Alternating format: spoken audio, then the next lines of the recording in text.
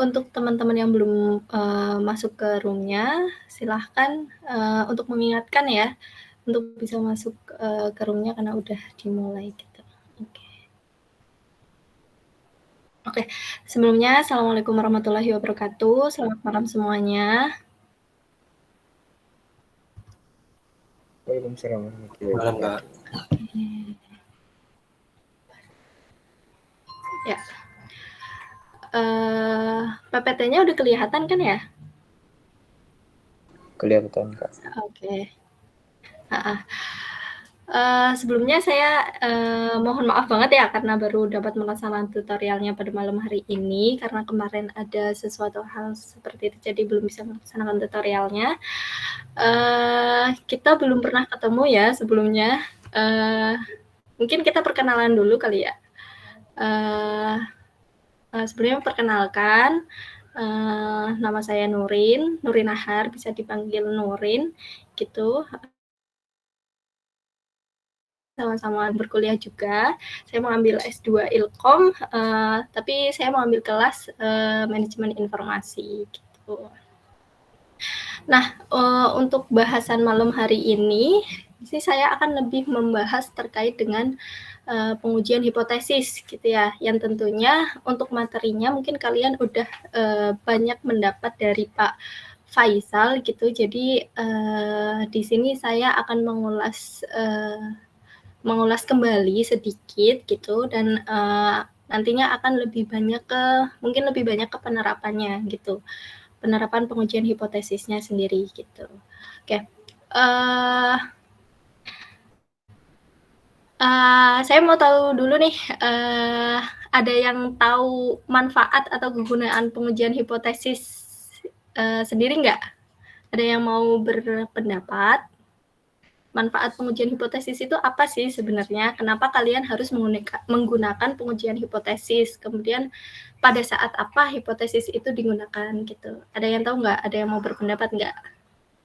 Salah satu deh, siapa gitu?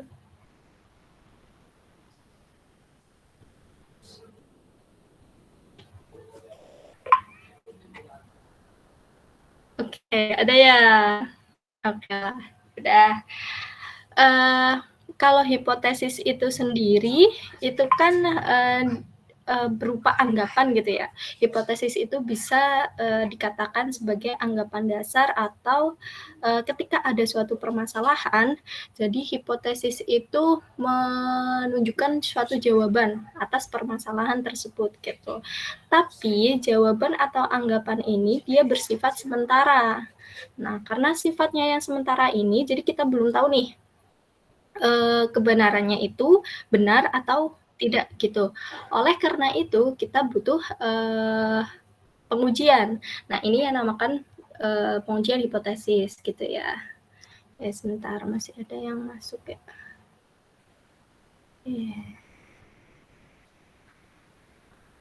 Oke. Nah, jadi pengujian hipotesis ini menjadi salah satu prosedur statistik gitu ya, yang digunakan untuk menguji suatu kebenaran atau kevalidan suatu hipotesis. Nah, pada malam hari ini kita memfokuskan untuk hipotesis pada satu populasi dan dua populasi gitu. Oke. Ya, kita membahas hipotesis satu populasi terlebih dahulu. Gitu. Ini ada yang banyak yang baru masuk ya, sebentar. Oke.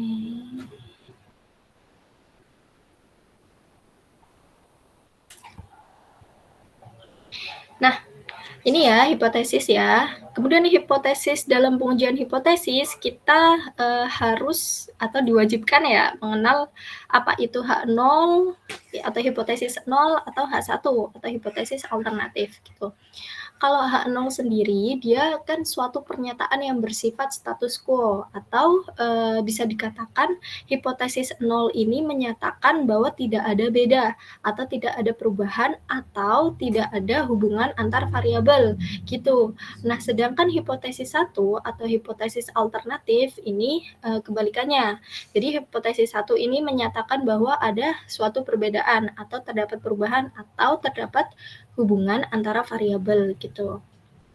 Nah, kalau misal kesimpulannya hipotesis nolnya itu ditolak, maka H1-nya diterima gitu ya.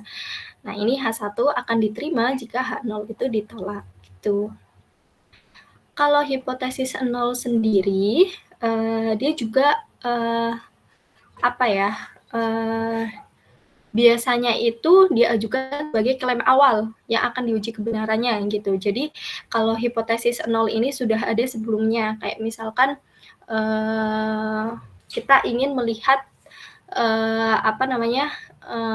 menguji apakah rata-rata tinggi badan mahasiswa Ilkom sama dengan rata-rata tinggi badan populasi mahasiswa UGM. Misal pernyataan yang ada itu, ternyata sama nih, rata-rata tinggi badan populasi mahasiswa UGM sama dengan mahasiswa Ilkom. Nah, itu menjadi H0-nya, dia sama dengan. Kalau H1-nya berarti dia tidak sama gitu ya. Kemudian ini hipotesis tadi. Kemudian dalam pengujian hipotesis itu terdapat kesalahan dalam pengujian hipotesis. Nah, kesalahannya itu ada 2 jenis. Yang pertama, peluang kesalahan jenis pertama dan peluang kesalahan jenis kedua. Mungkin kalian bertanya-tanya gitu, kenapa kok dalam pengujian hipotesis ada suatu kesalahan gitu? Mengapa kita nggak menganggap itu hipotesis yang kita lakukan itu benar 100% gitu ya? Jadi kalau pengujian hipotesis itu kan sifatnya probabilistik gitu ya, jadi sifatnya itu peluang gitu. Jadi dia tidak mengandung suatu kepastian yang ini udah pasti benar nih atau udah pasti salah. Itu nggak bisa karena sifatnya itu probabilistik.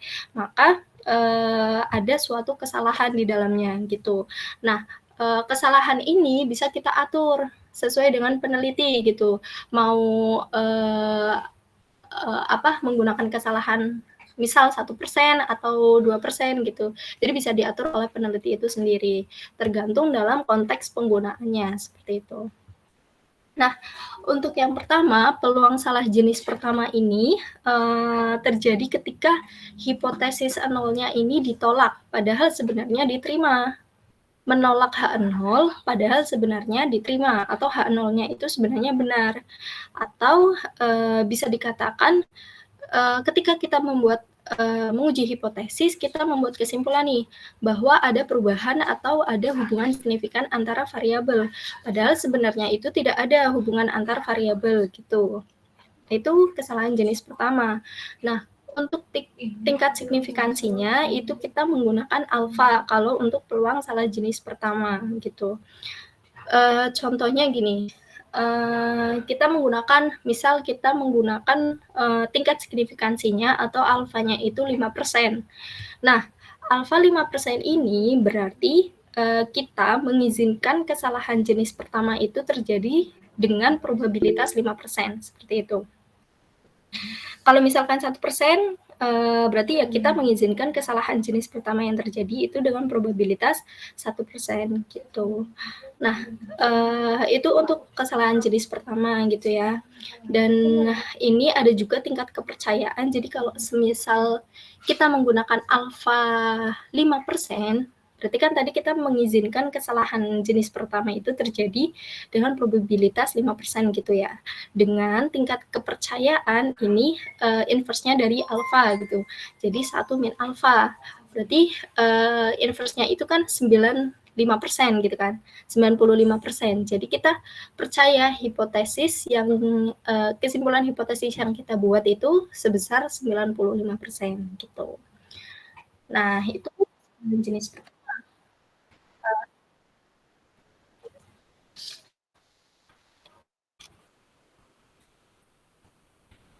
Oh, ya, sebentar. Berhenti ya? Nggak jalan ya?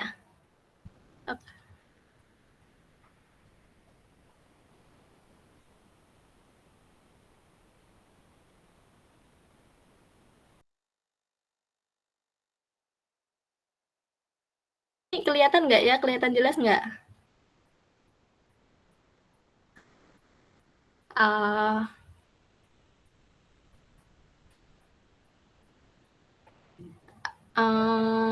Gitu ya.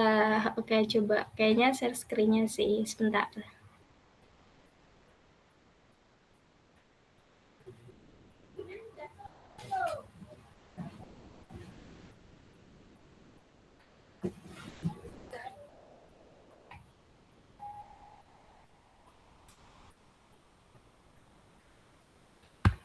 Kalau ini kelihatan ya?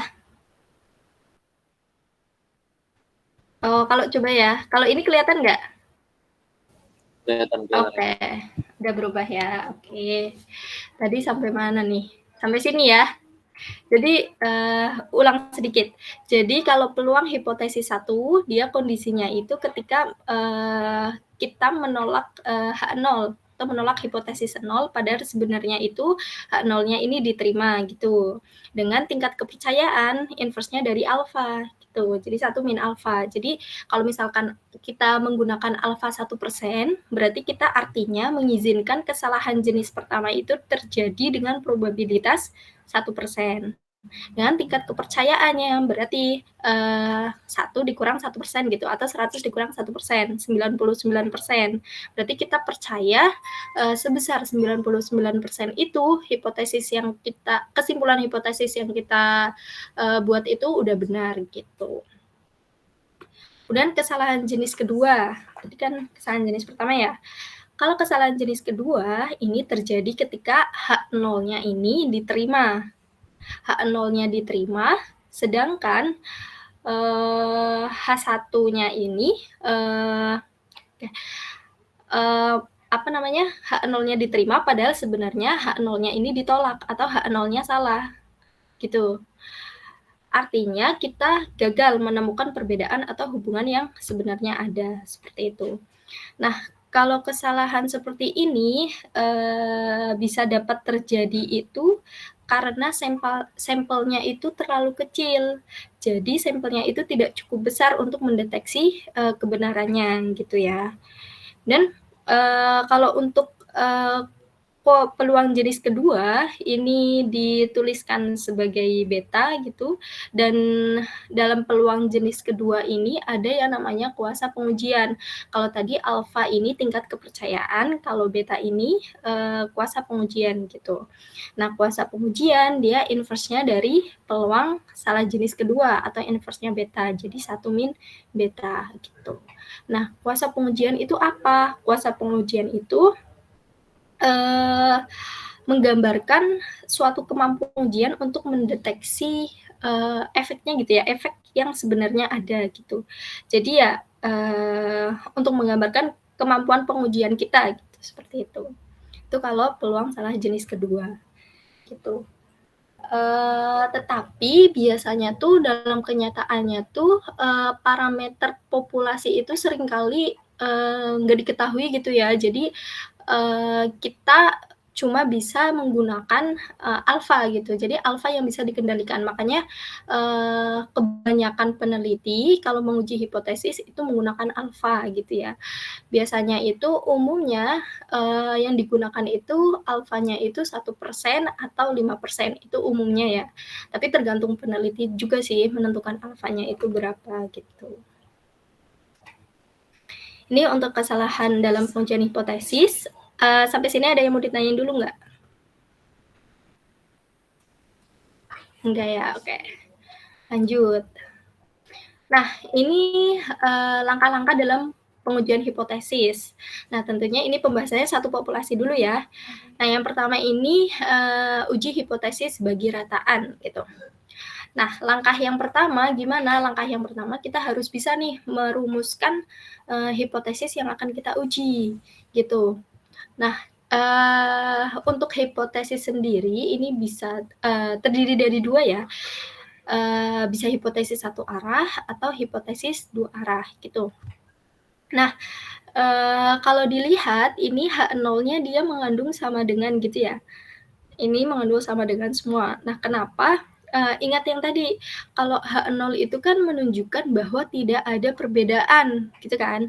Berarti dia sama dengan gitu, pasti H0-nya dia akan mengandung sama dengan. Jangan sampai terbalik sama H1, gitu. Nah, kalau untuk hipotesis satu arah, jadi kalau untuk hipotesis satu arah dia ada ininya, ada arah perbedaannya gitu. Tapi kalau untuk hipotesis dua arah, dia tidak ada arah perbedaannya. Dia cuma sama dengan versus tidak sama dengan. Tapi kalau hipotesis satu arah, dia bisa lebih dari, bisa kurang dari. Gitu ya. Kalau H0-nya lebih dari sama dengan, berarti H1-nya kebalikannya, kurang dari. Gitu. Atau kebalikannya, kalau H0-nya kurang dari sama dengan, H1-nya berarti lebih dari, seperti itu. Nah, untuk contohnya seperti apa? Kalau misalkan nih, untuk hipotesis satu arah, kalau hipotesis satu arah, misal kita ingin mengetahui pengaruh olahraga terhadap penurunan berat badan, misal. Itu kan nanti ada arahnya gitu ya. Mungkin bisa jadi nanti pengaruh ketika kita melakukan olahraga yang lebih giat atau yang lebih tinggi, nanti penurunan berat badan akan semakin cepat gitu. Atau sebaliknya gitu. Nah, kemudian kalau hipotesis dua arah, contohnya bisa ketika kita ingin ini nih, ketika kita ingin menguji apakah terdapat perbedaan gaji antara perempuan dan laki-laki. Nah, jadi kita cuma menguji nih, ada perbedaan apa enggak, berarti nggak ada arahnya gitu kan. Berarti kita menggunakan hipotesis dua arah. H0-nya bisa tidak ada perbedaan, dan H1-nya gitu. Kemudian setelah merumuskan hipotesis, kita menentukan tingkat kesalahan jenis pertamanya itu taraf nyatanya itu tingkat signifikansinya itu berapa. Jadi alfanya itu berapa, mau 1% atau 5% atau 2% gitu. Nah, ini tingkat signifikansinya ini kita digunakan untuk ini ya, untuk nanti membuat kesimpulannya gitu. Nah, yang selanjutnya, ketika kita udah merumuskan hipotesis, terus menentukan taraf nyata, kita bisa mendeskripsikan data contoh yang diperoleh, bisa dengan menghitung rataan, ragam, standar error, dan lain-lain. Nah, ini sebenarnya untuk langkah ketiga ini digunakan untuk menghitung statistik ujinya gitu. Nah, ini untuk menghitung statistik ujinya. Jadi kalau kita mau menguji hipotesis, khususnya untuk rataan, ini jadi ada beberapa kriteria ya dalam menghitung statistik ujinya. Ada kondisi di mana kita menggunakan Z sebaran normal atau kita menggunakan uji T gitu. Nah, ini untuk kriterianya. Kalau misal ragamnya diketahui, berarti kalian harus menggunakan uji Z. Jadi menggunakan sebaran normal gitu. Kalau ragamnya diketahui. Nah, tapi kalau ragamnya tidak diketahui, berarti menggunakan uji T gitu. Tapi ini ada suatu kondisi ketika ragamnya itu tidak diketahui, tapi besar sampelnya itu atau populasinya itu gede. Ya, misalnya lebih dari 30 gitu. Berarti dia tetap menggunakan Z. Kenapa? Karena kalau semakin datanya besar, nanti dia akan mendekati sebaran normal gitu. Maka dia menggunakan sebaran normal meskipun ragamnya itu tidak diketahui gitu. Berarti intinya kita menggunakan uji T ketika ragamnya itu tidak diketahui dan ukuran sampelnya itu kecil gitu ya. Oke, setelah menghitung statistik ujinya, nah ini perhitungannya seperti ini. Untuk menghitung T hitung, ini rumusnya seperti ini. X bar min mu 0 per S. Ini S-nya simpangan baku dari sampel gitu ya. Per akar N. Nah, kalau untuk Z hitung, dia menggunakan simpangan baku untuk populasi gitu. Sama sih rumusnya, bedanya di simpangan bakunya ya. Kalau T ini buat sampel dan kalau Z ini buat populasi. Nah, setelah kita menghitung statistik ujinya, maka kita menentukan daerah kritisnya atau daerah penolakannya. Nah, ini dilihat dari H1-nya ya, atau hipotesis alternatifnya. Gini. Untuk kriterianya, penolakan H0-nya ini biasanya sama ya, kalau misalkan hipotesis satu populasi ataupun dua populasi ataupun proporsi, nanti ada proporsi juga, ini sama untuk kriterianya. Jadi kalau misalkan untuk hipotesisnya satu arah, berarti dia nanti ini mengikuti untuk kriteria penolakannya ini mengikuti ya. Kalau ini kurang dari, berarti ini kurang dari. Tapi kalau kurang dari, ini perbandingannya itu Z hitung kurang dari. Nah, ini Z tabel. Z tabelnya itu pakai minus dan parameternya itu alfa. Ini. Kalau lebih dari juga sama dengan ini mengikuti tandanya. Nah, yang beda mungkin di ini ya, di hipotesis dua arahnya. Jadi dia alfanya dibagi dua dulu, gitu. Ingat-ingat ya. Dan Z hitungnya dia dimutlakin, gitu. Jadi mutlak Z hitung lebih dari Z alfa per 2, gitu. Nah, ini kalau menggunakan Z hitung, gitu. Tapi nanti kalau kondisinya itu tadi ragamnya tidak diketahui dan sampelnya itu kecil, maka menggunakan T hitung gini. Untuk T hitungnya kriteria penolakannya seperti ini ya. Jadi alfanya tetap sama di sini. Kemudian dB-nya, derajat bebasnya itu N-1. Di sini ada yang masih bingung dalam membaca T tabel sama Z tabel nggak? Atau udah ngerti semua caranya?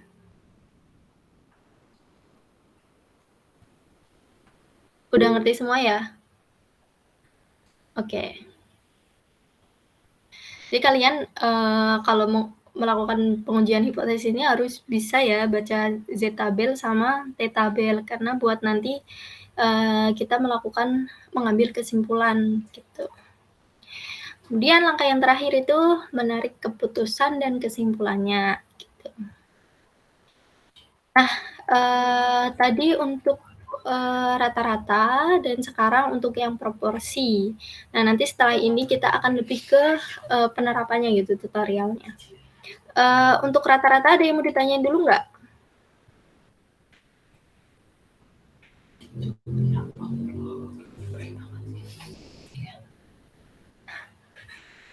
Oke, nggak ada ya. Kalau nggak ada, lanjut. Oke. Nah, ini untuk uji hipotesis sebagai proporsi ya. Nah, uji hipotesis untuk proporsi atau uji proporsi ini, dia bertujuan untuk menguji apakah proporsi dari suatu populasi itu memiliki perbedaan signifikan dengan proporsi lain apa enggak gitu. Nah, untuk hipotesisnya seperti ini, yang A dan B itu untuk satu arah gitu ya, dan yang C untuk dua arah gitu. Nah, daerah penolakannya, daerah kritisnya ini sama kayak tadi kriterianya, gitu ya. Kalau misalkan kita lihat dari H1-nya nih, kalau misalkan kurang dari, berarti ya kayak gini, kurang dari gitu. Ini sama persis kayak tadi, kayak yang rata-rata gitu. Nah, perbedaannya di sini statistik ujinya. Kalau proporsi kita menggunakan Z hitung gitu ya. Jadi kita menggunakan Z hitung. Nah, untuk rumusnya seperti ini. Jadi P topi dikurang P0 ini yang bakal kita uji, dan P topinya ini biasanya udah diketahui gitu. Dibagi akar P0 dikali 1 min P0 per N. Gitu. Ini untuk proporsi. Oke, kita ke ilustrasi pertama. Misal nih, ada sebuah alat olahraga mengembangkan jenis batang pancing sintetik yang dikatakan mempunyai kekuatan dengan nilai tengah 8 kg dengan simpangan baku 0,5 kg. Nah, kemudian kita disuruh melakukan pengujian hipotesis terkait dengan pernyataan tersebut, gitu ya, pernyataan perusahaan tersebut. Nah, kemudian contoh acaknya yang digunakan itu 5 batang pancing ini, dan 50 batang pancing ini telah dites dan memberikan kekuatan nilai tengah 7,8 kg. Gunakan taraf nyata 1%. Nah, jadi kalian disuruh menguji hipotesis gitu ya, dengan menggunakan taraf nyata 1% gitu. Berarti kalau kayak gini, langkah pertama tadi kan merumuskan hipotesis gitu ya. Ada yang tahu nggak hipotesis H0-nya apa, H1-nya apa? Mau dong salah satu. Ada yang tahu nggak kira-kira? Gak apa-apa, salah nggak apa-apa kok. Ada yang mau jawab? Halo?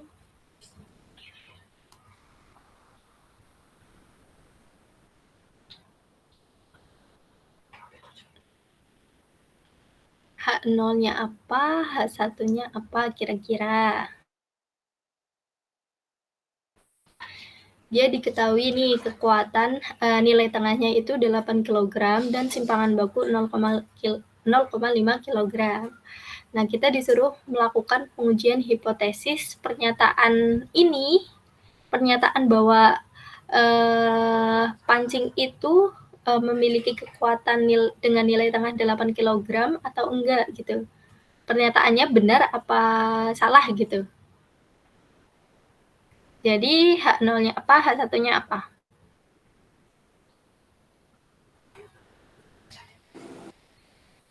Ya, kayaknya tadi ada yang mau ngomong.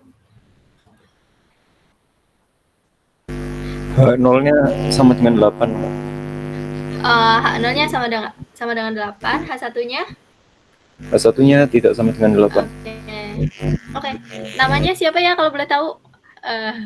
Sekalian kenalan nih. Santana, Kak. Santana Yuja Pradata. Oke, Yuda ya dipanggilnya? Santana, Kak. Oh, Santana. Oke, terima kasih. Yang lain setuju nggak nih? Setuju, Kak. H1-nya tidak 8.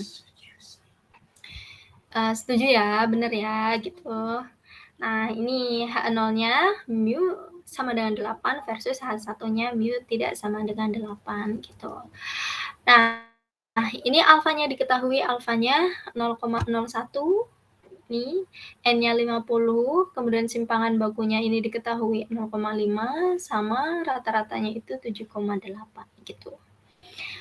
Nah, statistik ujinya berarti kita menggunakan Z hitung. Kenapa menggunakan Z hitung? Karena ragam populasinya udah diketahui, gitu ya. Nah, tinggal kita masukkan X-barnya 7,8 min 8. Kalau ini udah tahu ya kalian ya. Nah, didapat Z hitung min 2,8284 gitu. Nah,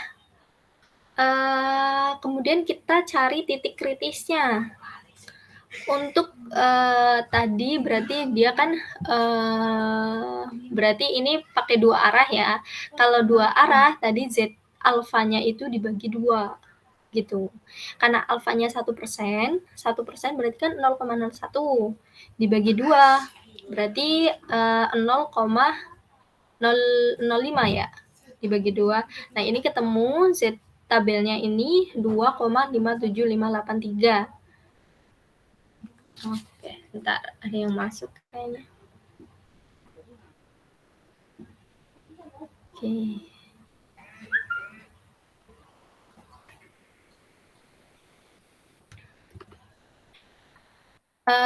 Sebelumnya mau tahu dulu nih, untuk Z tabelnya ini didapat 2,575, baca Z tabel ada yang masih bingung nggak? Atau udah ngerti semua? Kenapa bisa didapat 2,5 nih? Gitu. Dari tabelnya, Kak.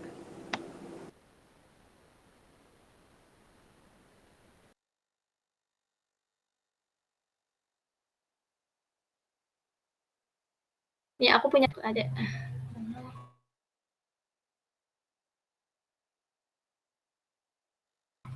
Ini distribusi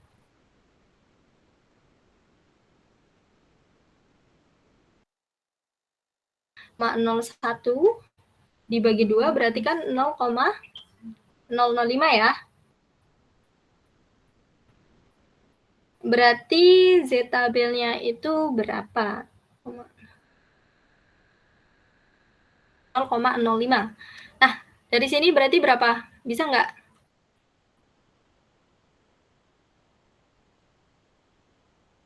Kalian ada yang bisa nunjukin nggak?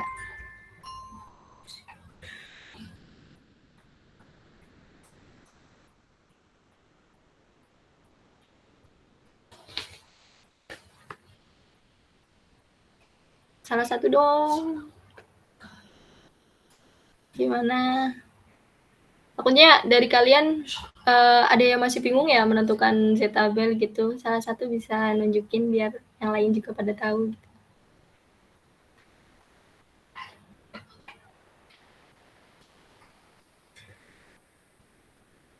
Oke, karena nggak ada ya udah deh. Gini ya. Jadi kalau 0,01 dibagi 2 kan itu 0,005 gitu. Nah, kalau di sini ada enggak ya? Nah, ini kita menggunakan ini ya. Nah, ini 0,05 nggak ada. Jadi, kalau ini kan kita menggunakan satu arah gitu ya. Yang di sini ada tabel sebaran normal, ada yang 2 di sini sama yang ini. Nanti tergantung kita pakai yang mana gitu. Kalau aku ini pakai yang satu arah gini. Jadi di sebelah kanan gitu ya. Nah, tadi kan 0,005. Kalau ini penuh, itu kan 1 ya. Kalau penuh 1. Nah, kalau setengahnya berarti di sini dia 50%. Misal kalau penuh segini 100%. Kalau tengahnya ini berarti dia 50% gitu. Nah, tadi mengambil berapa? 0,5% karena 1% dibagi 2 alfanya ya. Jadi 0,5%. Nah, cara menghitungnya berarti nanti 50% ini dikurang, sebenarnya nanti yang diarsir sebelah sini ya. Jadi 50% itu dikurang sama 0,5% gitu. Berarti berapa? 50% dikurang sama 0,5 berarti 49,5% gitu. Nah, kalau dibagi 100 berarti 0,495 gitu. Nah, kita cari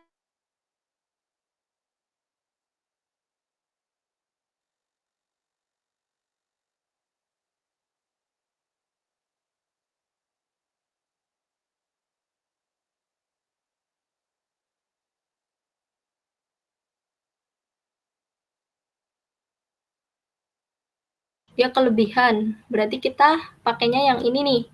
0,4949 gitu. Nah, di sini tarik ke kanan dulu, ke kiri ya.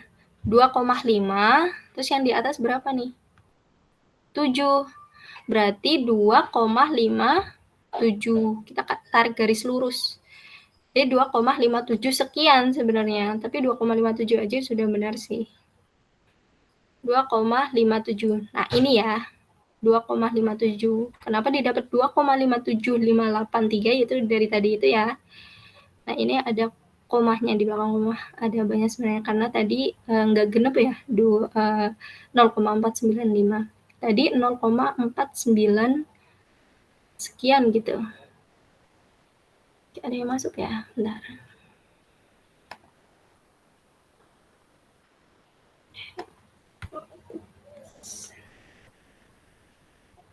Oke.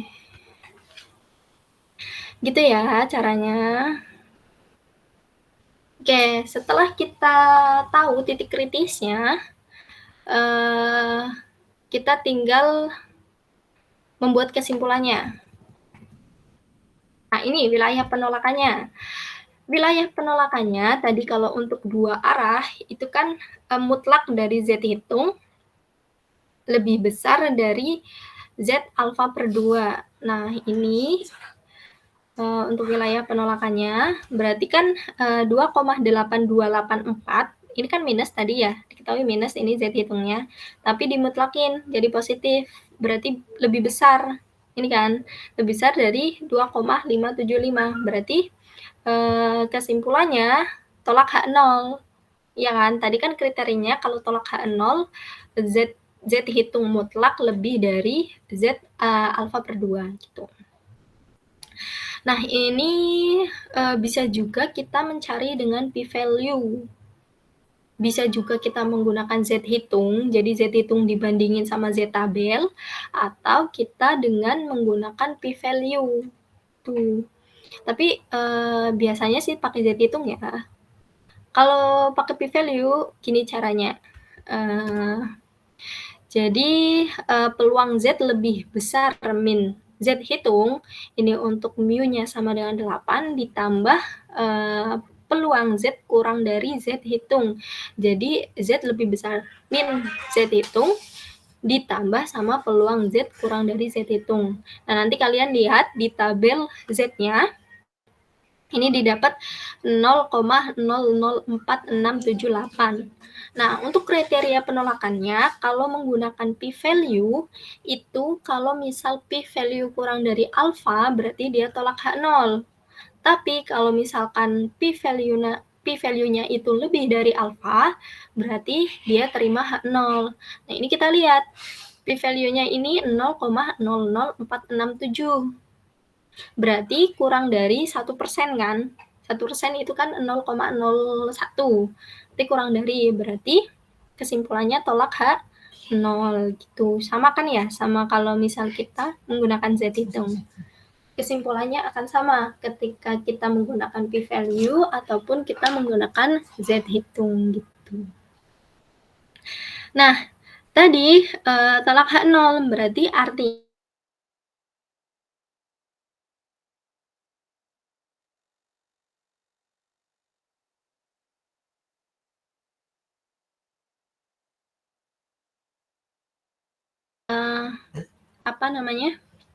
H0-nya ini kan mu-nya itu 8 gitu ya, atau kekuatan pancingnya itu 8 kg.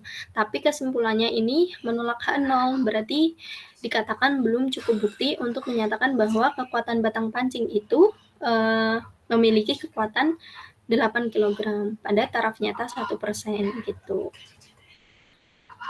Oke, ini ilustrasi pertama. Ada yang mau ditanya dulu nggak?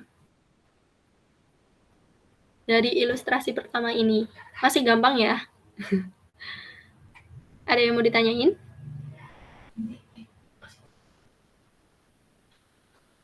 Oke, kalau nggak ada, kita lanjut. Nah, ini untuk ilustrasi kedua. Misalkan nih, suatu contoh acak, 8 batang rokok merek tertentu ini mempunyai kadar nikotin rata-rata 4,2 mg dengan simpangan bakunya 1,4 mg. Kemudian kita disuruh menguji apakah hasil analisis ini sejalan dengan pernyataan perusahaan tersebut bahwa kadar nikotin rata-rata pada rokok yang dihasilkan tidak melebihi 3,5 mg. Berarti H0-nya apa, H1-nya apa? Berarti H0-nya apa dan H1-nya apa? Ada yang mau berpendapat?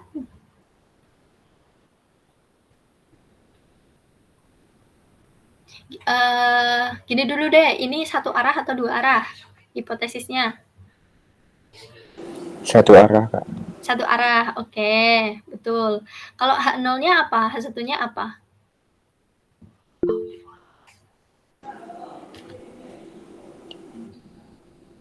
H0-nya apa? H1-nya apa?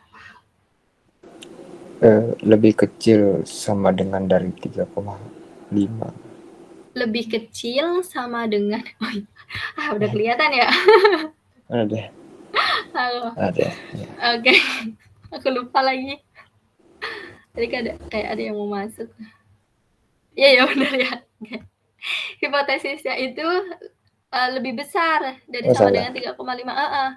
Kenapa? Karena tadi kan kalau hipotesis 0 dia tidak menyatakan perbedaan gitu ya, tidak ada perbedaan gitu. H0-nya ada perbedaan atau enggak tadi? Tidak ada kan? Jadi dia mengandung sama dengan gitu H0-nya. Nah, kalau ini rata-rata pada rokok yang dihasilkan tidak melebihi 3,5. Berarti kita ambil di hipotesis satunya gitu, karena nggak ada sama dengannya gitu ya. Tidak melebihi 3,5. Berarti kan 3,5 ini nggak masuk kan ya? Gitu. Jadi H0-nya lebih besar dari 3,5, H1-nya kurang dari 3,5 gitu. Terus statistik ujinya pakai T hitung. Kenapa pakai T hitung? Karena di sini ragam populasinya dia nggak diketahui dan sampelnya itu cuma 8. 8 ini termasuk kecil ya. Jadi kita menggunakan, nah tinggal dimasukin nih. Nah, kemudian titik kritisnya. Kalau untuk satu arah, kayak gini ya.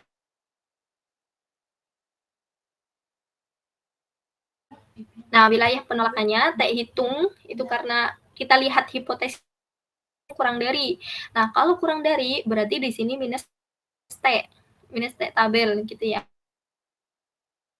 Hitungnya dapat 0,176 tadi. Kemudian T tabelnya ya. Kalau T tabel ini lebih gampang sih bacanya. Misalkan ini nih. 0,01 dB-nya N-1 ini ya. N-1 berarti 8 min 1 itu 7. Berarti kalian cari di sini T tabel. Ini ya. Jadi T tabel itu tadi berapa?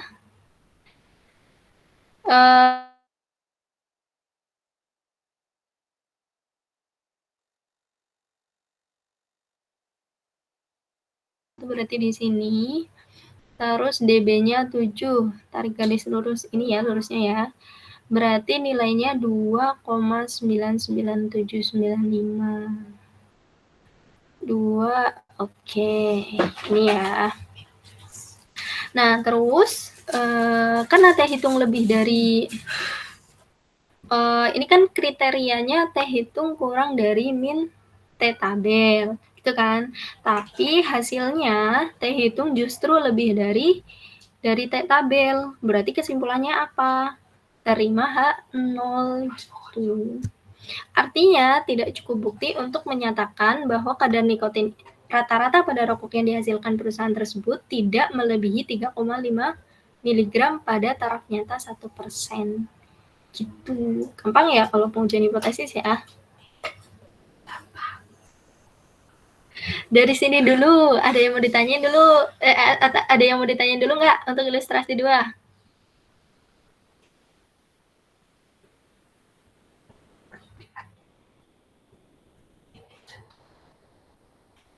Oke, kalau enggak kita lanjut.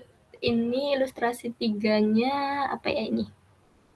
Apakah Anda setuju dengan pernyataan tersebut jika di antara 15 rumah baru yang diambil secara acak terdapat 8 rumah yang menggunakan pompa udara panas?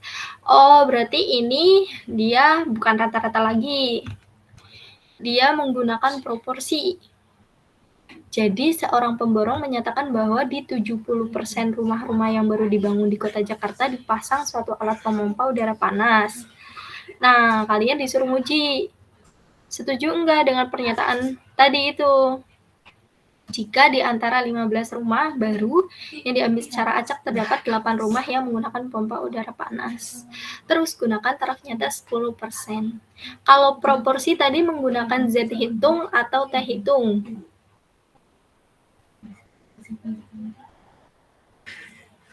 Proporsi menggunakan Z hitung ya. Nah, ini diketahui alfanya 0,1, terus tadi N-nya 15. Terus ini sampel yang diambil secara acak gitu ya, 8. Terus kalian cari proporsinya, berarti 8 dari 15 itu 0,533. Kemudian tinggal dimasukkan. Nah, ini untuk hipotesis nolnya ya. Proporsi itu sama dengan 0,7 karena kita disuruh menguji setuju enggak dengan pernyataan ini. Pernyataan bahwa di 70% rumah-rumah itu dibangun gitu ya di Kota Jogja gitu. Setuju enggak? Gitu. Berarti kita ngambil hipotesisnya yaitu 0,7 gitu. H0-nya P sama dengan 0,07 sama H1-nya ini atau hipotesis alternatifnya tidak sama dengan 0,7. Nah, didapat nih Z hitungnya seperti ini, kemudian titik kritisnya ini 1,645 didapat dari ini 0,1 dibagi 2 karena dia 2 arah. Jadi dibagi 2 ya alfanya untuk pengujian Z-nya, Z tabelnya. Kemudian untuk wilayah penolakannya itu untuk dua arah ini mutlak Z hitung lebih dari Z tabel itu. Tapi ini setelah kita dapat itu ternyata Z hitungnya ini kurang dari Z tabel ya. Berarti kesimpulannya apa? Terima H0 gitu. Karena kan tolak H0 ketika lebih dari, tapi kita dapat malah kurang dari. Berarti kan H0-nya diterima gitu ya, H1-nya ditolak. Berarti karena H0-nya diterima, berarti artinya cukup bukti untuk menyatakan bahwa 70% rumah-rumah yang baru dibangun di Kota Jogja itu dipasang suatu alat pemompa udara panas pada taraf nyata 10% gitu. Ini untuk proporsi. Proporsi ada yang mau ditanyain nggak?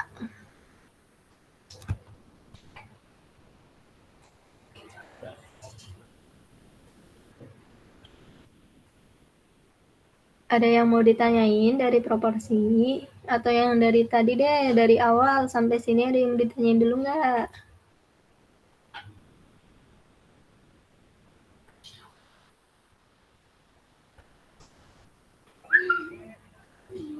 Oke, nggak ada ya. Kita lanjut kalau tidak ada. Oh, ini latihan soalnya sih. Kalian mau nyoba ngerjain soal nggak? Satu soal nih. Kira-kira mau nggak? Jadi diketahui, ini kenapa nyempil di sini? Diketahui contoh berat suatu kaleng minuman ringan sebagai berikut. Ini ya dalam mililiter. 10,5, 12, 9,8, 10 dan seterusnya. Terus disuruh menguji apakah rata-rata dapat dikatakan bahwa rata-rata berat kaleng minuman ringan tersebut 10 ml apa enggak. Jadi disuruh menguji rata-rata berat kalengnya itu 10 ml atau enggak gitu. Caranya gimana nih? Kalau kayak gini. Berarti ini pakai hipotesis apa? Satu arah atau dua arah?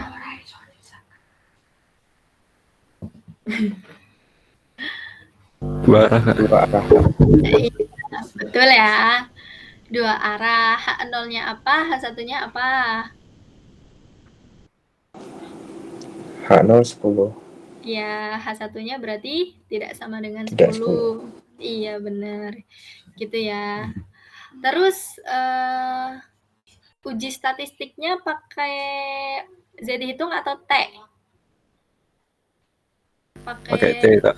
Ya, benar. Karena ini Karena sampel dikit. ya. Masaknya Iya, kecil. Oke, betul. Benar ya, kayak gitu ya. Berarti kalian bisa ya. Ini cari ininya dulu, karena belum diketahui kan X bar-nya. Ini, oke. Bisa ya kalian ya.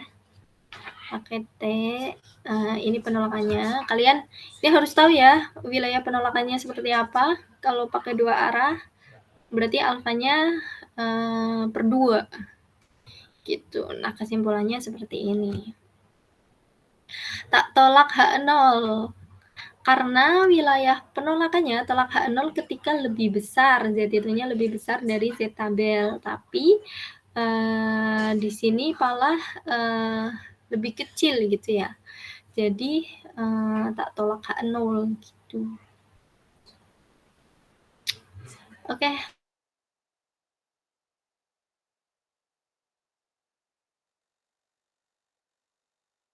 Mobil diminta mencatat apakah Anda sependapat pada skala rata-rata. Oh, ini sama ya kayak tadi. Cuma ini simpangan bakunya diketahui. Terus contoh acaknya 100 gitu. Sama kayak tadi, berarti pakai Z hitung gitu ya. Oke, ini caranya seperti ini. Nah, ini lebih besar sama dengan 20.000. Kenapa? Karena kalau dilihat dari sini kurang dari ini. Mobil Anda yang ada yang mengatakan bahwa jarak yang ditempuh kurang dari 20.000 dalam 1 tahun. Jadi apakah pernyataan tersebut udah benar apa belum gitu. Jadi kita pakainya satu arah ini ya. Hal yang lebih besar satunya kurang dari 20.000. Ini untuk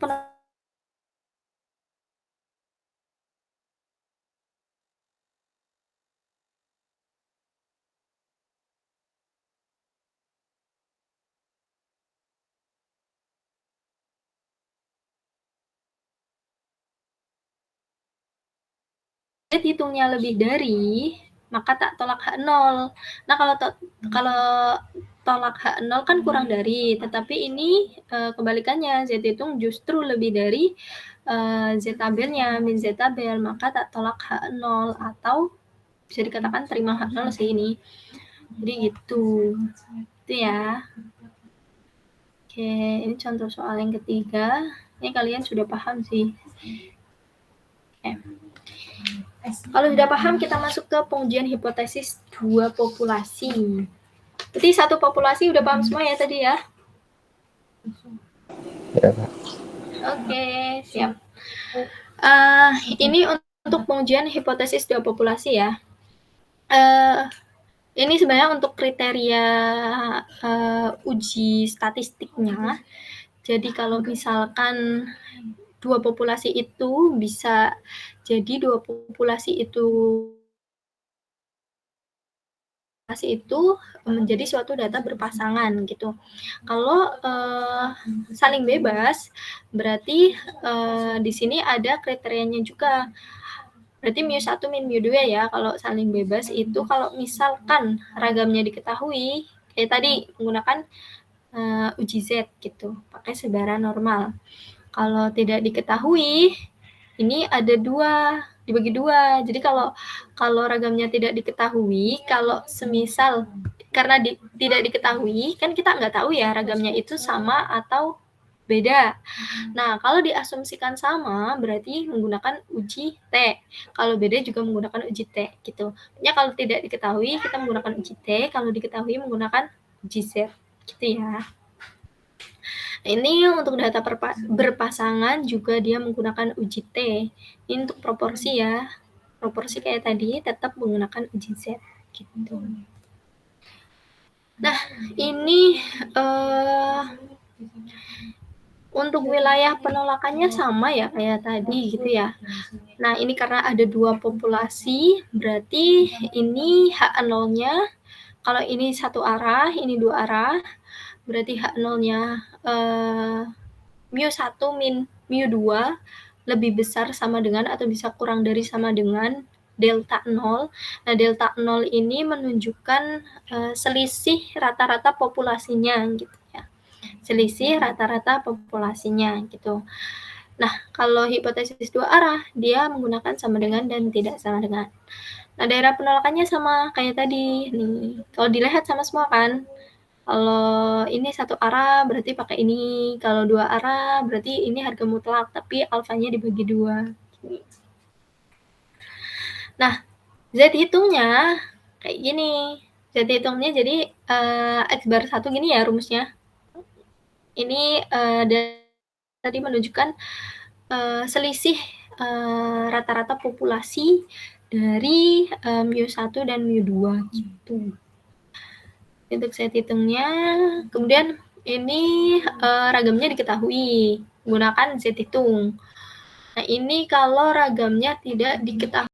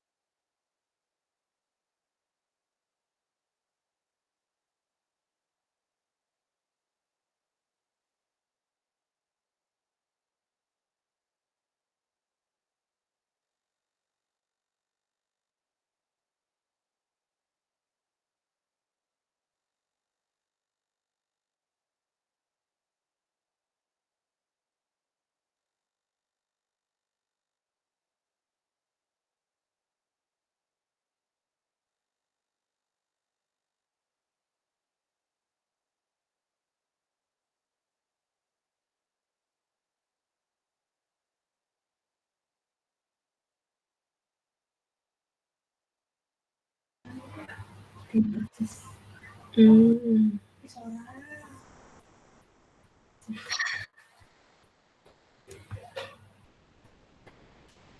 Oke, lanjut lagi ya. Maaf banget ya.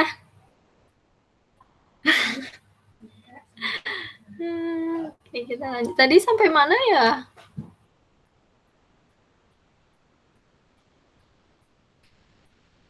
Ya, bentar.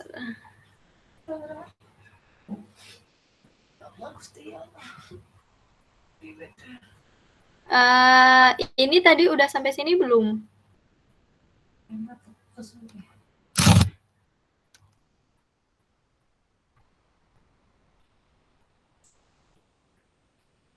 Atau sampai udah masuk 2 populasi kan ya? Halo?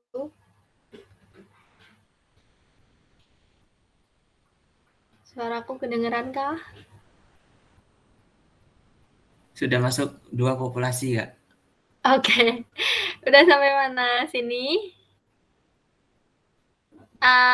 Ragamnya diketahui ini udah? Udah, Kak. Udah, oke. Ini ya, kayaknya tadi sampai sini deh. Iya, Kak. Oke, lanjut ya. Maaf banget nih. Ini untuk ragamnya tidak diketahui dan diasumsikan sama gitu ya. Nah, ini kriteria penolakannya sama, cuma dia menggunakan statistik ujinya itu menggunakan T hitung. Kalau tadi kalau ragamnya diketahui kan dia menggunakan set hitung. Nah, kalau yang tidak diketahui dia menggunakan T hitung. Nah, tapi di sini ada kriteria diasumsikan sama. Berarti menggunakan simpangan bakunya kita menggunakan gabungan gitu. Karena diasumsikan sama. Nanti kalau misalkan diasumsikan berbeda nanti beda lagi ya T hitungnya, cara pencariannya gitu. Nah, terus untuk daerah penolakannya ini sama kayak tadi, tapi untuk parameternya ini menggunakan alfa karena ada 2 populasi, jadi menggunakan alfa sama di sini menggunakan V ya. V ini dicari dengan menjumlahkan banyaknya sampel, jadi N1 plus N2 dikurang 2 gitu. Hafalin ini ya, N1 plus N2 dikurang 2 gitu. Nah, ini rumus statistik ujinya. Nah, kalau diasumsikan beda, ini kriteria penolakannya sama, tapi berbeda di statistik ujinya. Jadi statistik ujinya kalau misalkan tadi diasumsikan sama kan menggunakan S gabungan gitu ya. Kalau misalkan diasumsikan berbeda, kita tinggal masukin nih S1 sama S2-nya. Dia S1 kuadrat per N1 plus S2 kuadrat per N2 gitu. Nah, V-nya, tapi ini V-nya yang agak lumayan ini ya, lumayan ribet mencarinya gitu ya. V-nya ini menggunakan ini rumusnya. Jadi S1 kuadrat dibagi N1 plus S2 kuadrat dibagi N2 ini dikuadratin per ini ya, N1 min 1, N2 min 1 gini untuk V-nya gitu. Nah, itu tadi untuk 2 populasi yang saling bebas. Nah, ini untuk 2 populasi yang tidak saling bebas atau 2 populasi yang berpasangan gitu. Nah, kalau yang berpasangan ini menggunakan T hitung juga. Tapi kalau berpasangan kan berarti ada pasangan ya, data awal X1 sama X2 ini berpasangan gitu. Nah, statistik ujinya menggunakan T hitung, ini rumusnya seperti ini, ada D bar, berarti kita harus mencari nilai D-nya. Nah, D-nya ini merupakan selisih antara data awal sama data akhir, jadi X1 min X2 gitu. Nah, ini untuk perhitungan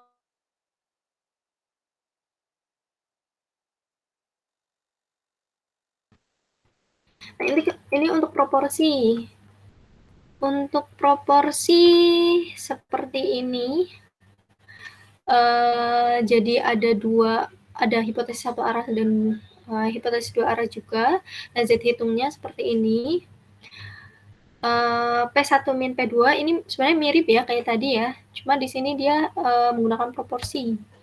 Ini P1 dikali sama inversnya ya, 1 min P1 terus per N1 ditambah P2, ini 1 min P2 per N2 gitu. Nah, ini untuk kriteria penolakannya, ini sama persis kayak tadi. Kalian harus bisa nih untuk daerah penolakannya. Nah, ini P-topik kadang tidak diketahui gitu ya, jadi kita harus cari dulu. Ini rumusnya X1 plus X2 per N1 plus N2. Dan ini untuk ilustrasinya ya. Ilustrasi yang pertama, misalnya nih, seorang manajer minyak pengangkutan meyakini bahwa paket-paket yang dikirimkan pada akhir bulan lebih berat dari paket yang dikirimkan pada awal bulan. Nah, untuk menguji keyakinan tersebut, seorang peneliti mengambil sampel 15 paket pada awal bulan. Jadi, awal bulan mengambil 15 paket. Terus didapat rata-ratanya itu 40 dan simpangan bakunya itu 6 kg. Terus di akhir bulan dipilih 10 paket. Gitu ya. Dengan rata-rata beratnya 50 dan simpangan bakunya itu 10,2. Itu. Nah, karena ragamnya ini tidak diketahui, berarti kita menggunakan T hitung gitu ya. Nah, ini kita rumusin dulu nih hipotesisnya. Untuk H0 berarti kan mu1 lebih besar sama dengan mu2 gitu ya, karena kita ingin menguji ini pada akhir bulan ini nih. Paket-paket yang dikirimkan pada akhir bulan lebih berat daripada paket-paket yang dikirimkan pada awal bulan. Lebih berat berarti kita masukin ke H1-nya, karena nggak ada sama dengannya gitu ya. Lebih berat sama dengan nggak ada gitu ya. Jadi kita masukin ke H1-nya. Nah, H0-nya ini ada sama dengannya, berarti kebalikannya. Karena H1-nya kurang dari H0-nya lebih dari sama dengan gitu. Nah, setelah kita merumuskan hipotesisnya, kemudian kita melakukan statistik ujinya. Ini rumusnya kayak tadi, berarti karena ini datanya saling bebas dan diasumsikan ragamnya itu diasumsikan sama, berarti kita menggunakan S gabungan. Gini ya. Nah, rumusnya ini X1 bar dikurang X bar 2-nya dikurang ini delta. Nah, ini kan tadi udah diketahui nih 40 rata-rata sampel satunya itu 40 dan yang kedua itu 50 rata-ratanya. Nah, dikurang ini kenapa 0? Kenapa 0? Karena di sini kita kan tidak diketahui selisih rata dari populasinya gitu kan. Jadi populasinya dianggap sama, jadi selisihnya 0 gitu. 0. Oke, terus dibagi sama S gabungannya. S gabungannya didapat dari sini nih. S gabungan. Ini rumusnya ini nih. Terus didapat S gabungannya 62,624. Dan tinggal dimasukin. Terus ketemu nih min 3,0953. Itu. Nah, terus karena ini satu arah dan hipotesisnya kurang dari, berarti kita menggunakan kriteria penolakannya itu Z hitung kurang dari min Z alfa. Itu untuk tolak H0 gitu. Nah, titik kritisnya kita cari T tabelnya. T tabelnya berarti 0,1. Ini alfanya karena kita menggunakan 10% gitu ya. Nah, derajat bebasnya 23. Ada yang tahu kenapa ini 23 dB-nya?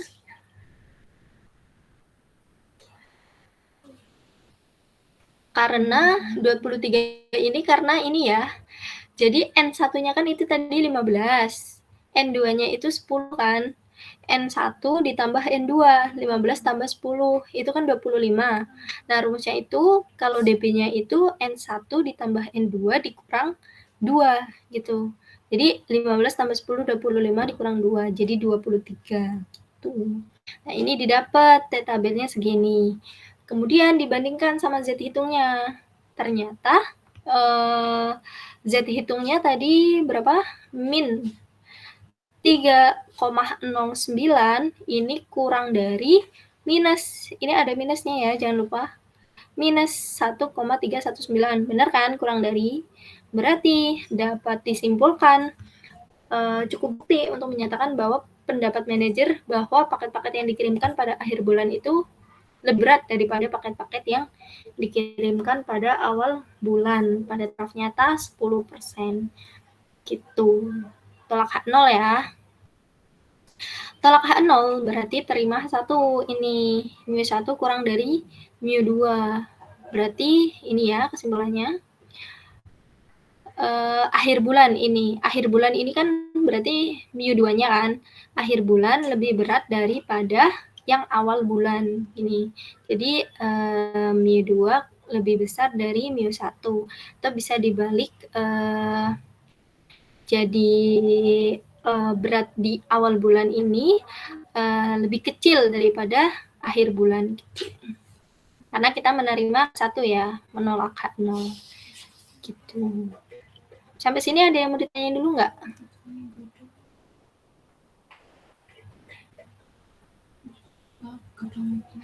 Oke, nggak ada ya. Kita lanjut. Ini ilustrasi semua sih ke belakang. Nah, ini tadi kan untuk data yang saling bebas. Nah, ini untuk data yang berpasangan.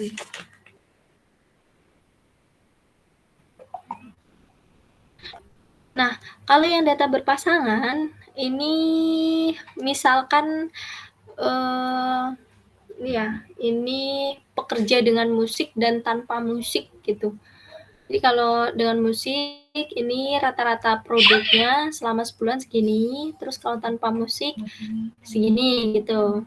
Karena data berpasangan, kita kan tadi menggunakan rumus tadi ya harus mencari D-nya dulu. Atau selisih dari X1 sama X2. Tuh, kita cari nih, D-nya ini segini. Ini udah diketahui sih di sini. Oh, belum diketahui, kalian harus cari dulu ya D-nya. Gitu. Nah, terus kalian disuruh menguji apakah dapat dikatakan bekerja dengan musik menghasilkan rata-rata produksi yang lebih besar jika bekerja tanpa musik. Gitu ya. Bekerja dengan musik menghasilkan rata-rata produksi lebih besar jika bekerja tanpa musik. Jadi maksudnya ini bekerja dengan musik ini lebih besar dari bekerja tanpa musik gitu ya. Jadi misalkan ini mu1-nya ini bekerja dengan musik dan mu2-nya ini bekerja tanpa musik. Ini kurang dari untuk hipotesis nolnya. Berarti mu1 min mu2 kurang dari sama dengan 0 gitu ya. Kalau ini misal dipindah ruas ke sini kan berarti mu1 kurang dari mu2 ya gitu ya. Berarti H0-nya ini bekerja dengan musik dia kurang dari sama dengan bekerja tanpa musik gitu. Nah, untuk H1-nya kebalikannya. Berarti mu1 min mu2 lebih dari 0 gitu. Terus kita menghitung statistik ujinya. Caranya seperti ini, T hitungnya. Rumusnya D bar min delta 0 per SD dibagi akar N. Nah, untuk pencarian D-nya sama simpangannya di sini. Nah, ini didapat. Nah, ini selisihnya 0 karena kita nggak tahu nih selisih populasinya itu berapa rata-rata populasi ya. Ingat rata-rata populasi bukan rata-rata sampelnya gitu ya. Dan jadi diasumsikan sama, jadi 0 selisihnya gitu. Oke, tinggal dimasukin ketemu T hitungnya min 1,4093. Terus alfa yang digunakan berapa persen? Alfa yang digunakan 5%.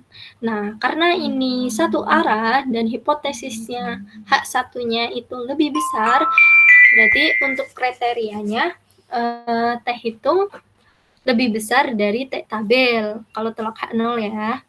Ini kriterianya seperti ini.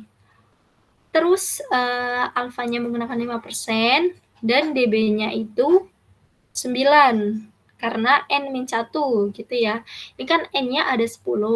Jadi 10 min 1. Jadi DB-nya 9. Nah, kita lihat di T tabel ketika alfanya itu 5% dan derajat bebasnya 9 itu berapa? Nah, didapatkan T tabelnya itu 1,833. Nah, karena T hitungnya kan tadi min 1,4093. Berarti T hitung ini kurang dari T tabel gitu kan. Tadi tolak H0 jika T hitung lebih besar dari T tabel. Tapi setelah kita uji ternyata T hitungnya lebih kecil dari T tabel. Berarti kan kebalikannya kan. Berarti kesimpulannya tidak tolak H0 atau terima H1 gitu. Nah, kita lihat H1-nya apa? Oh, H1-nya ternyata mu1 min mu2 lebih besar dari 0 atau mu1 lebih besar dari mu2. Berarti mu1 kan tadi bekerja dengan musik, mu2 bekerja tanpa musik gitu ya.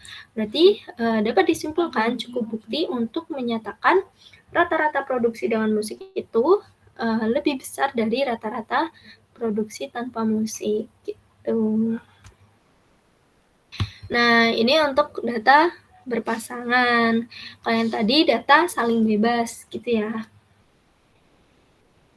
Oke, sampai sini ada yang mau ditanyain? Kak, itu kan Ya. tidak tolak H0. Berarti tolak H1 kan? Tidak tolak H0. Tidak tolak H0 berarti terima H0 atau tolak H0? Terima H0, tolak Ya, tolak terima H1 kan? Iya, terima H0 ya harusnya ya. Iya. Ya, terima H0 berarti mu1 ini kurang dari sama dengan mu2 gitu ya. Iya. Berarti kesimpulannya rata-rata produksi dengan musik ini, oh iya benar. Ini aku edit dulu aja ya. Oke, terima kasih. Siapa ya tadi? Aku lupa namanya. Santana, Kak. Iya, Santana. Kalau yang lain paham nggak kenapa ini salah? Karena tidak tolak H0 benar ya, terima H1. Terima H0. Terima H0 dan H0-nya ini kondisinya mu1 itu kalau ini dipindah ruas kan kurang dari sama dengan mu2.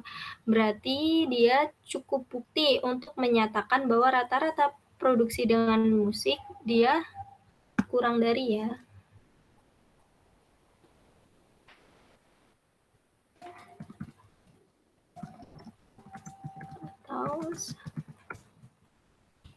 Oke.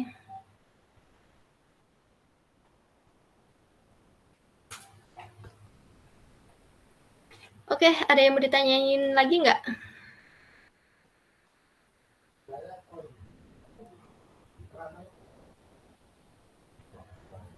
Oke, kalau udah kita lanjut ya.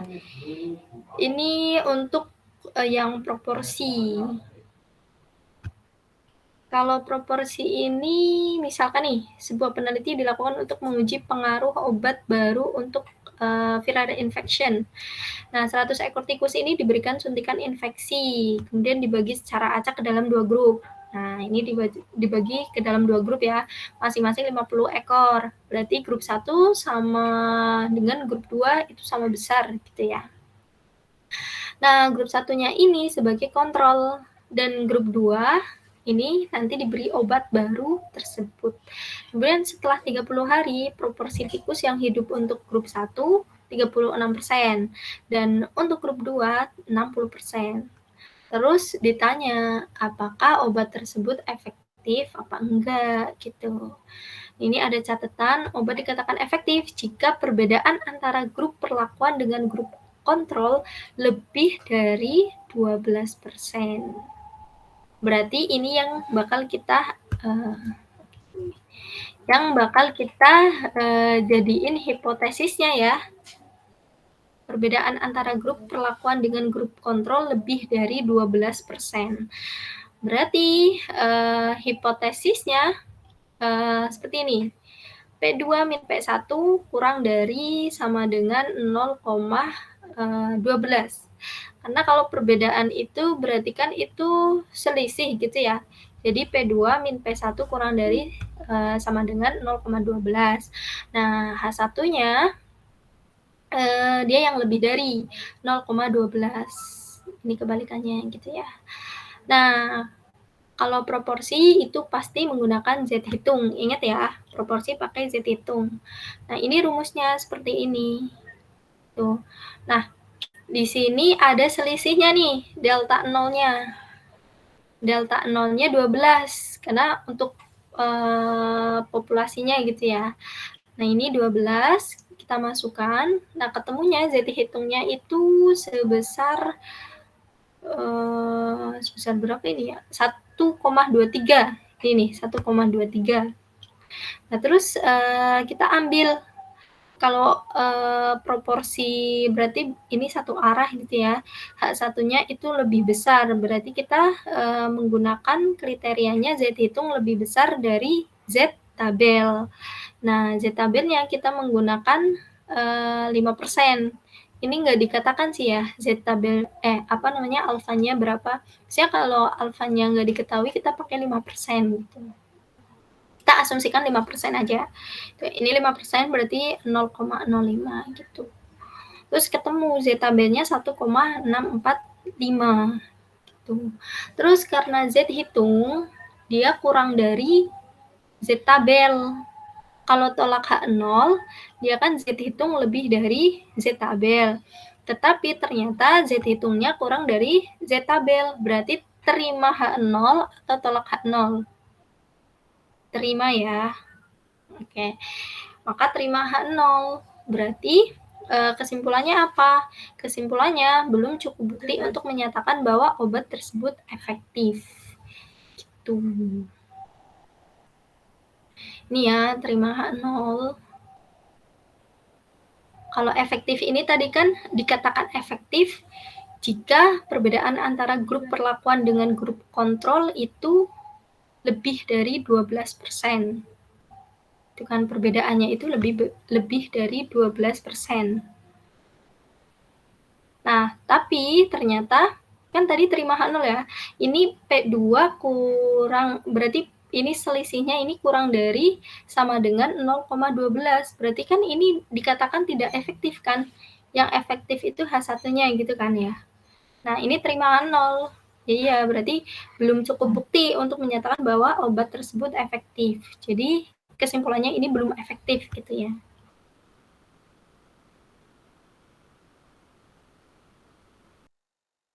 Porsi. Selanjutnya ini latihan soal sih, sebenarnya kalian ngerjain sih, tapi karena sudah terlalu malam ya, jadi kita bahas bersama aja. Ini untuk data berpasangan sebenarnya kayak tadi, mirip ya kayak tadi, tetapi ini berat badan. Kalau tadi kan musik ya, bekerja dengan musik sama bekerja tanpa musik gitu. Nah, di sini disuruh menguji apakah program diet tersebut dapat mengurangi berat badan minimal 5 kg atau enggak. Kemudian disuruh melakukan pengujian pada taraf nyata 5%. Nah, ini hipotesisnya. H0-nya berarti mu1 min mu2 lebih besar sama dengan 5. Tuh, karena di sini kan apakah program diet tersebut dapat mengurangi berat 5 kg, minimal 5 kg berarti kan 5 kg-nya nggak masuk ya, berarti dia masuk ke hipotesis satunya gitu, ada sama dengannya gitu kan ya. Berarti hipotesis satunya mu1 min mu2 kurang dari 5. Kemudian dicari D-nya dapat segini, DI per N itu jumlah DI. Jadi kalian jumlahkan D-nya semua baru dibagi N-nya. N-nya itu kan ada 10. Dapat 5,1. Nah, terus dimasukkan ke sini. Ini untuk delta nolnya 5 ya. Berat badan minimal 5 kg. Berarti 5,1 min 5. Ya, kalau misalkan data berpasangan berarti delta nolnya ini sebagai ininya di hipotesisnya, karena lebih besar sama dengan 5 dan kurang dari 5 berarti delta nolnya itu 5 di sini. Per SD-nya dimasukin 1,2 per akar 10. Terus dapat T hitungnya 0,26. Dan daerah kritisnya dipakai alfanya itu 5%. Nah, untuk kriteria penolakan H0-nya, jika T hitung kurang dari min T tabel, dilihat dari hipotesis satunya. Hipotesis satunya ini kurang dari, berarti nanti kriteria penolakannya kurang dari juga, tetapi di sini ada minus. Punya ingat-ingat kalau kurang dari, berarti di sini ada minus. Kalau Z juga kayak gitu. Kalau kurang dari, ini ada minus di sini. Minus Z, gitu ya. Nah, ini didapat DB-nya itu 9. Kenapa 9? Karena ini datanya ada 10, kemudian dikurang 1. N-1, berarti DB-nya ini 9. Nah, diketahui min T tabelnya itu didapat min 1,833. Dan kita bandingkan. T hitung itu 0,26. 0,26 itu dia lebih besar kan ya, lebih besar dari min 1,833. Berarti tak tolak H0 atau terima H0 gitu ya. Terima H0 berarti kita lihat H0-nya ini. H0-nya diterima nih. Berarti cukup bukti untuk menyatakan program diet tersebut mampu mengurangi berat badan minimal 5 kg pada taraf nyata 5% gitu. Jadi mu1 min mu2-nya kan lebih besar sama dengan 5. Ingat mu1 itu sebelum sebelum diet. Kalau yang mu2-nya itu sesudah diet gitu ya. Nah, gitu. Jadi ini kesimpulannya terima H0 gitu. Oke, dari sini ada yang mau ditanyain sampai sini? Dari awal sampai sini ada yang mau ditanyain nggak? Kak, ya? Itu hipotesisnya. Itu kan mu1 min mu2. Heeh. Kalau di soal sebelumnya itu hipotesisnya P2 min P1. Ya, ini yang ini ya, P2 min P1. Jadi kalau apa nggak ngubah rumusnya Kak? Kayak P2 min P1 sama P1 min P2 gitu, apakah nggak berubah rumusnya? Oh, enggak sih, sebenarnya kita melihat dari ininya, dari dari soalnya juga. Itu. Kalau yang ini, kenapa pakai P itu kan karena proporsi. Itu ya. Terus kenapa P2 min P1 ini kita lihat dari di sini. Ini kan catatannya obat dikatakan efektif jika perbedaan antara grup perlakuan dengan grup kontrol itu lebih besar dari 12%. Ini kan lebih besar berarti kan kita di H1-nya gitu ya. Ini P2 min P1. Ini dianggap P2-nya itu berapa persen? 60% ya. Untuk grup 2, 60%. Jadi kan selisih, berarti yang besar dikurang yang kecil gitu kan. Karena yang lebih besar itu grup 2, berarti P2 dikurang P1. Dan ini lebih besar dari 0,12. Nah, lebih besar 0,12 ditaruh H1 karena dia nggak ada sama dengannya di sini. Gitu kan, jadi di H1. Nih, lebih dari 12%, jadi nggak ada sama dengannya. Nah, kalau yang ini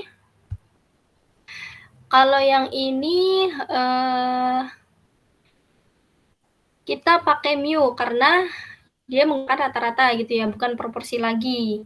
Tuh. Nah, terus kenapa mu1 min mu2 kurang dari 5? Ini kurang dari 5 karena ini kan mengurangi berat badan minimal 5 kg gitu ya. Berarti kita ditaruh H1 karena dia nggak ada sama dengannya. Minimal kan dia nggak sama dengan 5-nya gitu kan ya. Ditaruh di H1. Nah, kenapa mu1 min mu2? Di sini kan dia sebenarnya nggak dikatakan ya besaran antara 1 sama 2 gitu ya. Jadi kita pakainya mu1 min mu2 gitu. Sebenarnya dia nggak merubah ini kok. Nggak merubah hasilnya nantinya gitu. Nah, saya cuma mikir karena itu D-nya kan sekarang X1 min X2. Nanti apakah kalau mu2 min mu1 nanti D-nya X2 min X1 gitu, Kak? Enggak ya? X2 min X1. Oh, dilihat Ya, dari misal D-nya kalau tadi. menambah berat 5 kg gitu. Itu Ya, nanti kan mu2 min mu1. coba Apakah kita D-nya lihat di nanti sini nggak ya. jadi X2 min X1?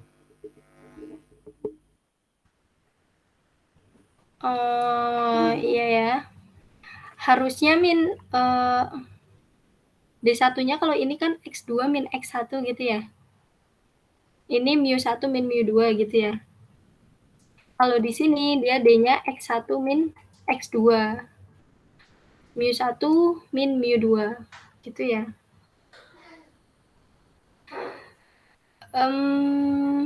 X1 min X2. Kalau kita lihat dari ininya dulu ya. Coba. Kita lihat dari data berpasangan.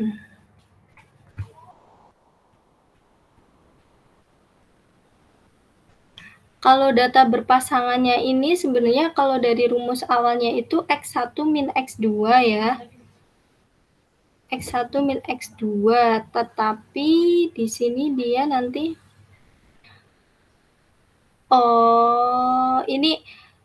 untuk standarnya itu simpangannya itu dikuadratin ya. Jadi nggak ngaruh ya antara X1 min X2 karena dikuadratin nanti dia akan positif juga gitu ya.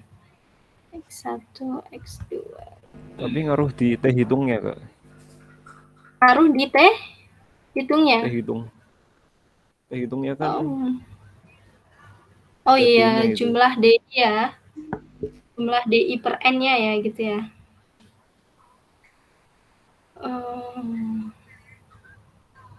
Kalau ini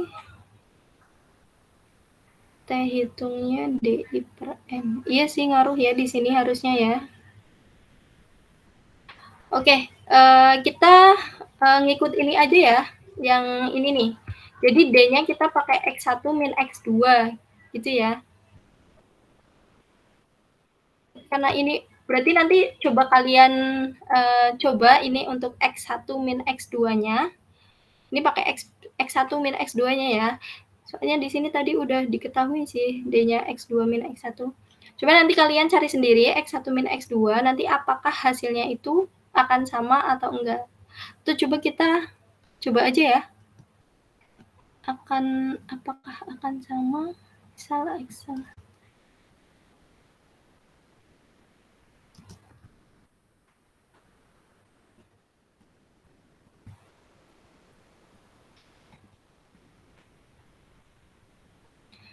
Berarti di sini 8,37, 5,61, 6,34, 6,35,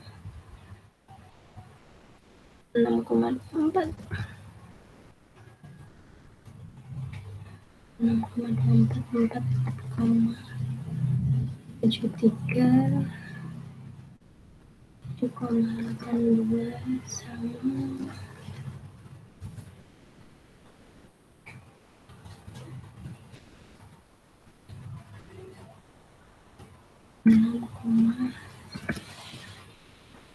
7,32,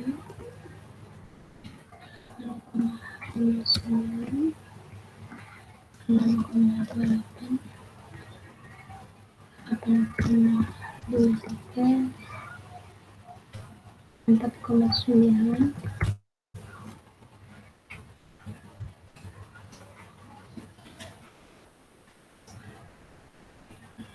Ini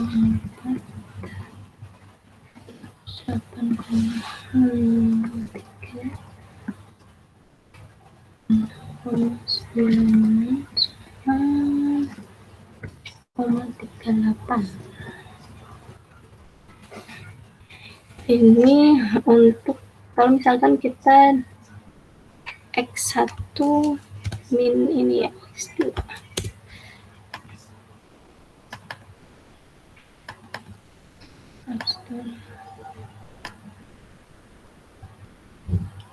Akan segini, T hitungnya itu kan berarti jumlah DI-nya ya, sampai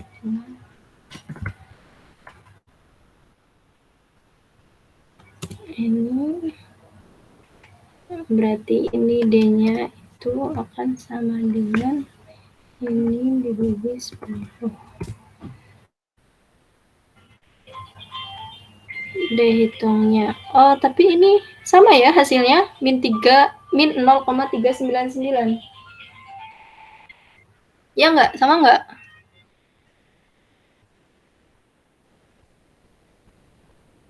Ini kan kalau berarti itu X1 min X2 ya, Kak? Bukan X2 min X1 ya? Iya, harusnya iya. Coba ya kalau X2 min X1 ya. Sama dengan X2, berarti itu salah ya. X2 dibagi, X2 dibagi sih. Yang benar. Sebentar ya, sebentar.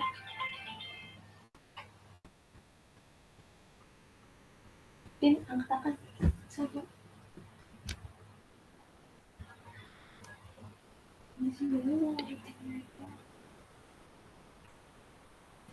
X2 berarti misal tadi apa? X2 min X1 ya. Ini dikurang sama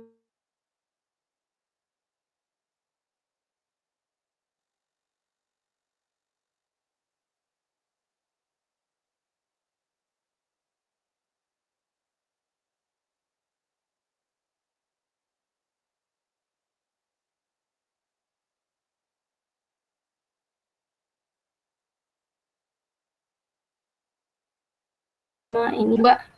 Nanti ganti ya kalian, karena ini nggak bisa diganti ini foto soalnya. Gitu ya. Jadi D-nya itu X1 min X2, bukan X2 min X1. Oh, perhitungannya ini udah benar, X1 min X2, tapi ini penulisannya yang salah. Oke, terima kasih ya, tadi udah diingatkan untuk ini. Ada yang ditanyain lagi nggak?